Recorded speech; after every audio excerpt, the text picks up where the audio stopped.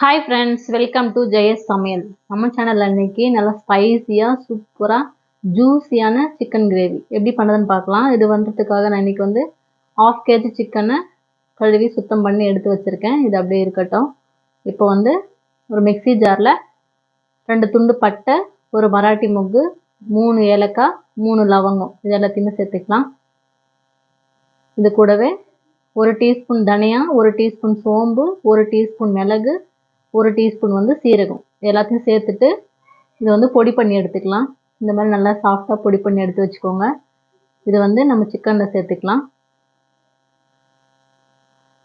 இது கூட 1 டீஸ்பூன் காஷ்மீரி மிளகாத்தூள், 1 டீஸ்பூன் நார்மலாக நம்ம சமையலுக்கு யூஸ் பண்ணுற மிளகாத்தூள், தேவையான அளவுக்கு உப்பு, 1/4 டீஸ்பூன் மஞ்சத்தூள், 1 டீஸ்பூன் இஞ்சி பூண்டு பேஸ்ட்டு, ஒரு பாதி எலுமிச்சம்பழம் புழிஞ்சு விட்டுக்கலாம்.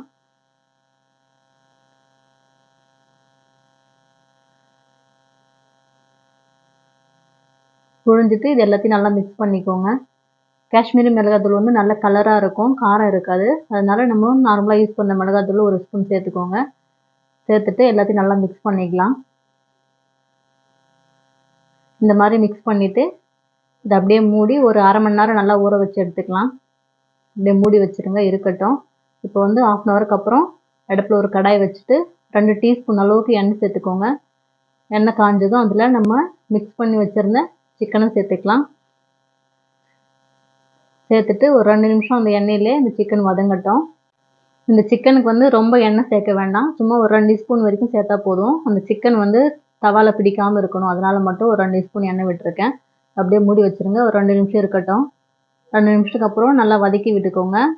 2 முறை நல்லா கலந்துக்கோங்க. இந்த மாதிரி கலந்துட்டு இதில் திக்கான தேங்காய் பால் 1 கப்பு சேர்த்துக்கலாம். இது ஒரு 250 ml இருக்கும் தேங்காய் பால். ஒரு மீடியம் சைஸ் தேங்காய் உடச்சி பால் எடுத்திங்கன்னா உங்களுக்கு கரெக்டாக இருக்கும். 1/2 kg சிக்கனுக்கு 1 கப் அளவுக்கு தேங்காய் பால் சேர்த்துக்கோங்க. சேர்த்துட்டு இதை அப்படியே அடுப்பை மீடியமில் வச்சுட்டு மூடி ஒரு 15 நிமிஷம் நல்லா கொதிக்க விட்டுக்கோங்க. அப்பப்போ திறந்து கலந்து விட்டுக்கலாம். இதுக்கு வேறு எதுவுமே சேர்க்க வேண்டாம், வெறும் தேங்காய் பால் மட்டும் போதும். 2 நிமிஷத்துக்கு அப்புறமா திறந்து ஒரு முறை நல்லா கலந்துட்டு அப்படியே மூடி வச்சுருங்க. இந்த தேங்காய் பால் நல்லா கொதித்து எண்ணெய் பிரிஞ்சு அந்த கிரேவி எல்லாம் நல்லா திக்காகணும். அது வரைக்கும் அப்படியே மூடி வச்சுருங்க, கொதிக்கட்டும். கொதித்து அந்த சிக்கனெல்லாம் நல்லா வேகிற வரைக்கும் வேக வச்சுக்கோங்க. இப்போ ஒரு 15 நிமிஷம் ஆயிடுச்சு பாருங்கள். அந்த தேங்காய் பால் இருக்கிற அந்த எண்ணெய் நல்லா பிரிஞ்சு சூப்பராக வந்திருக்கு. இந்த அளவுக்கு கிரேவி திக்காக இருக்கணும். இதில் வேறு எதுவுமே சேர்க்கலை, தேங்காய் பாலும் மசாலா மட்டும் தான் சேர்த்துருக்கோம். இந்த தேங்காய் பால் சேர்த்து செய்யும்போது சிக்கன் நல்லா ஜூஸியாக இருக்கும், ஸ்பைஸியாகவும் இருக்கும். இந்த சிக்கன் நல்லா வெந்து இந்த மாதிரி எண்ணெய் தெளிஞ்சு வந்ததுக்கப்புறம் கடைசியாக கொஞ்சமாக ஃப்ரெஷ்ஷான கறிவேப்பிலையும் பொடியாக நறுக்கின கொத்தமல்லியும் சேர்த்துட்டு ஒரு முறை நல்லா கலந்து விட்டுட்டு அடுப்பு ஆஃப் பண்ணிவிடுங்க. அவ்வளோதான், நல்லா ஸ்பைஸியாக சூப்பரான சிக்கன் கிரேவி. ரொம்ப சிம்பிளாக இருக்கும், டேஸ்ட் சூப்பராக இருக்கும். இது சப்பாத்தி, பரோட்டா, நானோட, ஃப்ரைட் ரைஸோட இது கூடலாம் வச்சு சாப்பிட்டிங்கன்னா சூப்பராக இருக்கும். இதே மாதிரி நீங்களும் ட்ரை பண்ணி பாருங்கள்.